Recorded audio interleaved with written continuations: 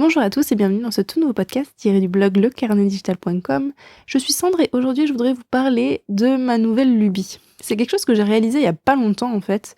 C'est que déjà de base je consomme de moins en moins de choses, dans le sens où je consomme très peu de films, très peu de séries. Toutes ces choses-là, je commence de moins en moins à les consommer, mais tout simplement parce que en ce moment j'ai clairement pas le temps pour ça. Et puis aussi parce que je suis un peu déçue par les productions actuelles. Alors peut-être qu'aussi mon problème c'est que je ne vais plus trop au cinéma et du coup je suis pas trop au courant de ce qui sort récemment.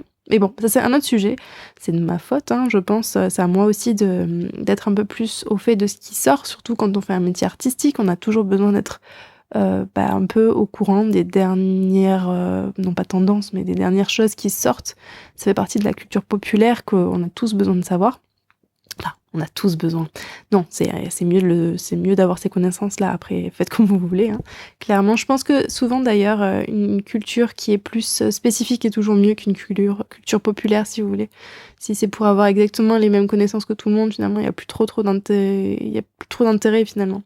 J'aime bien justement parler avec une personne qui est très passionnée par un sujet plutôt que de parler de banalités sur ce que tout le monde sait et des réalités communes à tout le monde, quoi. Bref, ça c'est un autre sujet. Et tout ça pour vous dire que je me suis rendu compte que vu que je consommais de moins en moins de films, il s'avère que je consomme de plus en plus de documentaires. Et je me renseigne beaucoup plus sur la vie de personnes qui ont existé. Et je trouve ça vraiment intéressant parce que du coup ça nous permet vraiment de mettre en parallèle leur propre vie avec la nôtre, de comprendre où ils ont fait leurs propres erreurs et où là, du coup, je peux éviter certaines de leurs erreurs ou comprendre aussi que ces erreurs font partie de ces étapes pour accéder au succès. J'ai notamment, pour vous citer quelques petits titres qui peuvent peut-être vous donner la motivation de regarder, qui peut toujours être intéressant pour vous. J'avais vu récemment notamment le dernier film de Steve Jobs. Alors c'est celui qui est sur Netflix. Beaucoup de choses sont sur Netflix, parce que je regarde pratiquement que ça. J'ai aussi regardé il y a pas longtemps un documentaire sur le festival Fire, je sais pas comment on le dit, Fyre. C'était assez distrayant pour le coup, parce que sans vous spoiler, c'est un festival énorme qui devait se faire, je sais plus où d'ailleurs. Bref, c'était un truc vraiment très luxueux pour au final se rendre compte qu'en fait c'était une grosse supercherie et que le festival ne s'est pas fait. C'est assez intéressant aussi à regarder. Regardez le plus pour le côté distrayant plutôt que vraiment apprendre des choses, parce que je suis pas sûre qu'on apprenne énormément de choses de ce documentaire-là, mais pourquoi pas. Et j'ai surtout vu récemment le fameux reportage sur le Dune de Jodorowsky, que vous avez peut-être vu passer si vous vous intéressez un minimum au cinéma ou de près ou de loin en tout cas à la création artistique. C'est un reportage de Arte et Arte du coup l'avait rendu disponible pendant quelques temps. Je crois qu'il est plus disponible maintenant, mais potentiellement vous pouvez le trouver en vidéo à la demande sur Arte. C'était vraiment vraiment extrêmement intéressant. Je vais pas vous résumer la vidéo le reportage parce que je pense que c'est pas le but, mais si je peux vous donner un peu envie de le voir, grosso modo Jodorowsky c'est un réalisateur de films qui est assez barré pour le coup, qui fait des trucs assez étranges. Ça m'a bien donné envie de regarder ses films d'ailleurs, même si je pense qu'il faut avoir un peu l'estomac accroché pour regarder certains de ses films. Mais quoi qu'il en soit, en fait, le but de Jodorowsky était du coup de réaliser le film Dune, qui est un film que j'aime beaucoup, qui est un livre à la base que j'ai commencé à lire, que je n'ai finalement pas lu, mais c'est vraiment un univers que j'aime beaucoup et j'avais joué aux jeux vidéo quand j'étais petite, donc j'ai particulièrement un lien émotif avec cette licence, même si on pourrait pas dire ça, avec cette œuvre si vous préférez. Et du coup l'idée de Jodorowsky c'était donc de réaliser le film Dune. Mais en fait, le petit twist de l'histoire, c'est qu'en fait, il a voulu engager les meilleurs, en fait, tout simplement les meilleurs. Donc, il avait notamment Moebius à la direction artistique. Donc, il a fait tous les dessins de concept du film, tous les storyboards. Il voulait aussi Iger pour... Alors Iger, c'est la personne en fait qui a travaillé sur le design de la reine alien, toute l'esthétique si vous voulez de cette espèce d'architecture un peu latex, un peu bizarre. C'est lui, ça vient de lui. Donc lui, il était là pour designer tout ce qui était les Harkonnen, pour ceux qui connaissent un petit peu. Bref, il y avait vraiment plein de gens. Il y avait Dali en acteur, Il y avait, Amanda Lear, une autre actrice, enfin bref, c'était n'importe quoi. Enfin, c'est vraiment parti très, très loin, et le pire, c'est que la plupart des gens ont dit oui, en fait. La plupart de ces artistes-là ont dit: «OK, c'est parti, on y va, on fait ce film». Et donc ils sont partis en pré-production et puis ils ont envoyé ça à Hollywood et puis je vous laisse, regarder la suite du coup, directement sur le site d'Arte. Vraiment, c'est un reportage à voir. Que vous soyez ou non lié à Dune, ou lié ou non à Jodorowsky ou au cinéma, c'est vraiment super intéressant, donc je vous conseille vraiment d'aller le regarder. Et c'est un peu ce reportage-là qui m'a donné envie, en fait, de me dire: «Bon, bah, allez, c'est parti, on regarde beaucoup plus de contenu lié, à des vies de personnes, en fait, à voir, les parcours de ces personnes-là pour justement s'inspirer de leur vie et prendre, cette connaissance de ces personnes». Il y a une citation d'ailleurs qui dit: «L'homme apprend de ses erreurs et le sage de celles des autres», et je trouve ça justement très intéressant, en fait. C'est vraiment le côté, bon, bah, souvent on croit, en fait, que les personnes qui ont du succès ou qui sont des génies dans leur domaine, sont nées comme ça, en fait. On a toujours cette idée un peu saugrenue de se dire que la personne a toujours eu, c'est toujours été facile pour elle. Alors qu'en fait non, ça a jamais été facile, comme, tout le monde, il y a très peu de personnes qui ont subi aucun échec et qui sont arrivées tout droit au succès. Et le fait justement de se renseigner sur la vie de ces personnes-là, en fait ça nous fait relativiser sur notre propre condition et de nous faire comprendre que, si on a des difficultés, s'il y a des obstacles, si on n'arrive pas à avancer, dans notre, apprentissage, c'est normal en fait. C'est normal puisque tout le monde a vécu ces problèmes-là. Et c'est pour ça que je vous pousse vraiment à essayer de consommer peut-être plus ce type de contenu que justement les contenus, de films un peu, voilà. Surtout que, bon, c'est peut-être moi, mais j'ai vraiment l'impression que, tout ce qui est, cinématographie en ce moment est vachement sur le déclin, mais bon, c'est peut-être moi, hein. D'ailleurs, n'hésitez pas à me partager vos derniers coups de cœur, hein. Ça peut toujours être une motivation de mon côté. Je sais d'ailleurs qu'il faut que j'aille voir, le Spider-Man, le dernier Spider-Man là, l'espèce de dessin animé qui a été, notamment la direction artistique, il me semble qu'il y a Alberto Mielgo, dont j'adore le travail. Donc bon, bref, il faut vraiment que j'aille voir Spider-Man, et vous aussi, du coup, si vous n'êtes pas encore allés. Mais quoi qu'il en soit, voilà, je voulais vous partager un petit peu cette pensée-là, d'essayer peut-être de consommer un peu plus de choses liées au passé de ces personnes, pour un peu vous imprégner de leur talent et de leur connaissance. Parce que je pense que vraiment, le dessin, comme vous le savez, c'est vraiment pour moi une question de mentalité, et c'est vraiment une question de continuer, ne pas se laisser porter par les obstacles et le manque de motivation, etc. Donc ça passe aussi par ce type de contenu un peu inspirant, d'histoires un peu inspirantes, et de comprendre par où ils sont passés. Et du coup, je voulais en profiter pour vous donner quelques petits noms peut-être de sites de chaînes YouTube. Donc il y avait, comme je vous l'avais dit, le reportage de Dune, que j'avais beaucoup apprécié.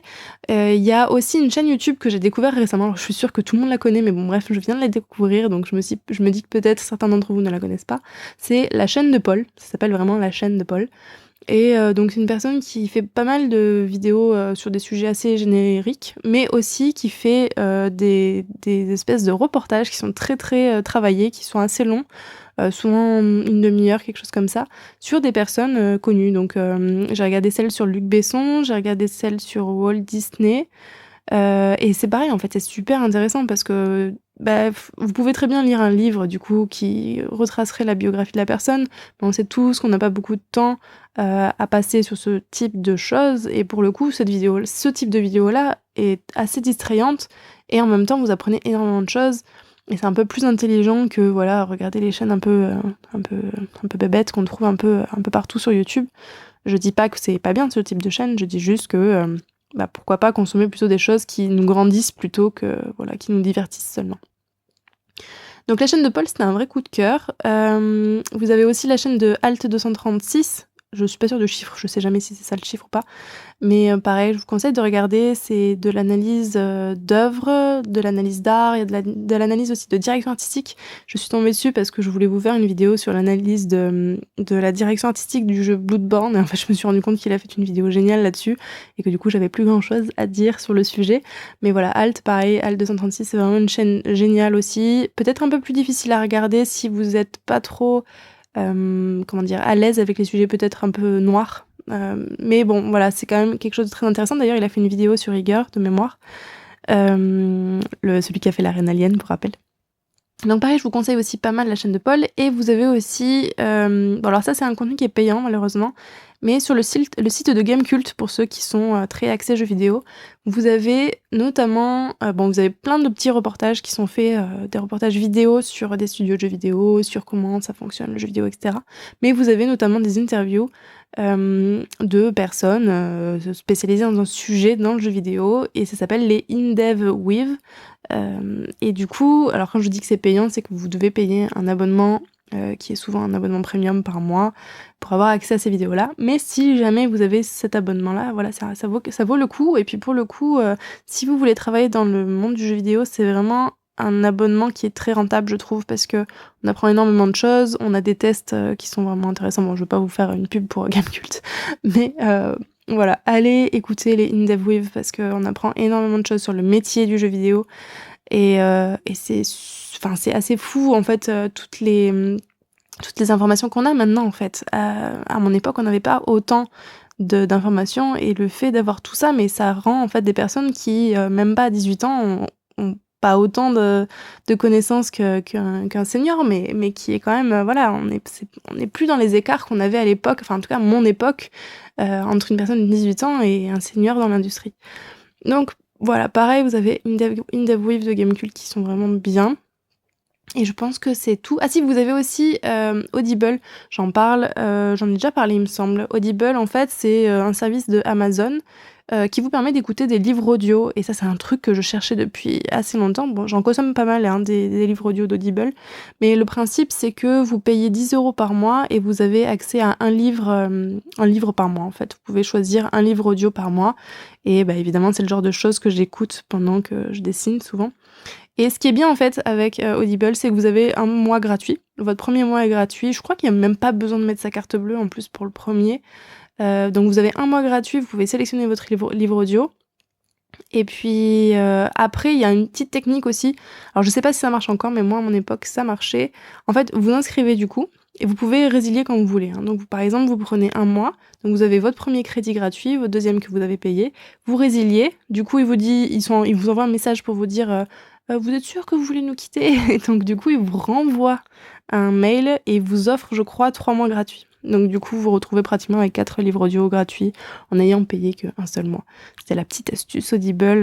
J'aime beaucoup Audible. Alors je sais pas s'il y a d'autres types de services qui le font aussi, mais pour le coup, c'est vraiment le service idéal, je trouve, pour quand on dessine en fait. Parce que quand on regarde des vidéos en dessinant, bon bah évidemment, on est toujours en train de travailler en multitâche et regarder à droite, à gauche, à droite, à gauche. Et je pense que c'est pas l'idéal. Mais par contre, le côté Audible, c'est vraiment quelque chose que je consomme tout le temps en train de faire la vaisselle, même de ranger, etc. C'est vraiment bon, voilà, c'est les podcasts, hein, vous connaissez si vous m'écoutez clairement. Mais voilà, Audible, pour le coup, c'est aussi un petit coup de cœur que j'aime bien. Et je pense que c'est à peu près tout sur toute cette petite liste de sujets, de choses que je consomme un peu plus qu'avant. Et j'en suis vraiment contente de consommer plus ce genre de contenu plutôt que voilà, les films ou même, vous savez, tout ce qu'on voit sur Facebook avec, bon, je sais pas, les gilets jaunes, tous ces sujets un peu, voilà, un peu noirs. C'est important, évidemment, d'être au courant de ce qui se passe dans le monde, mais il y a un moment donné, c'est bien de mettre pause et juste de consommer des contenus un peu plus inspirants et qui vous aident à être une personne un peu meilleure, qui arrive à dessiner mieux chaque jour. Et c'est pour ça que je voulais vous en parler aussi, parce que ça me semble assez important. Si d'ailleurs vous avez des types de contenus dans ce style-là, des chaînes peut-être YouTube à partager, ou des reportages qui vous ont plu, n'hésitez pas à me le dire dans les commentaires, parce que je suis vraiment friande de ce type de contenu, du coup, vous l'avez compris. Et puis je trouve ça bien, voilà, qu'on partage un petit peu ce type de contenus qui sont pas facilement partagés, si vous voulez, sur les réseaux, parce que bah évidemment ça marche moins qu'un titre un peu plus clickbait. Donc je pense que oui, c'est quelque chose qu'il faut faire. Et puis je sais pas, le fait de consommer ce type de contenu, c'est aussi un peu s'entourer de... Vous savez, on dit toujours on est la moyenne de ses 5 plus proches amis. Vos amis sont peut-être pas dans le même état d'esprit que vous en termes de culture, en termes de dessin, etc. Et le fait de s'entourer constamment de ce type de culture, cette culture qui vous plaît, est super important en tant qu'artiste aussi. C'est pas parce que je parle, certes, cette chaîne parle de dessin, parle de technique de dessin, etc. Mais le dessin aussi, c'est dessiner ce que vous êtes, ce que vous aimez, ce qui sort de vous. Vous savez, quand on dit toujours je ne trouve pas l'inspiration, je ne sais pas quoi dessiner, etc. Bah, c'est que vous avez pas trouvé l'inspiration. En fait, vous devez consommer des choses qui vont vous inspirer et des choses qui vont créer des images en vous. Et ça passe par ça aussi, je pense, le fait de se nourrir soi-même de connaissances de ce style-là. Alors peut-être que vous, ça va pas vous parler, hein, peut-être que voilà, je pense notamment au reportage sur Steve Jobs, peut-être que vous, ça vous parle pas du tout, vous aimez pas Apple, bref, je sais pas, il y a X raisons de pas vouloir regarder un tel reportage, enfin un documentaire, c'est un film même d'ailleurs, pardon. Mais moi qui aime les produits d'Apple et qui a envie de plus comprendre cette mentalité, bah, c'est intéressant pour moi, voilà. Et c'est ce qui va faire que ça me nourrit et que ça me façonne un peu.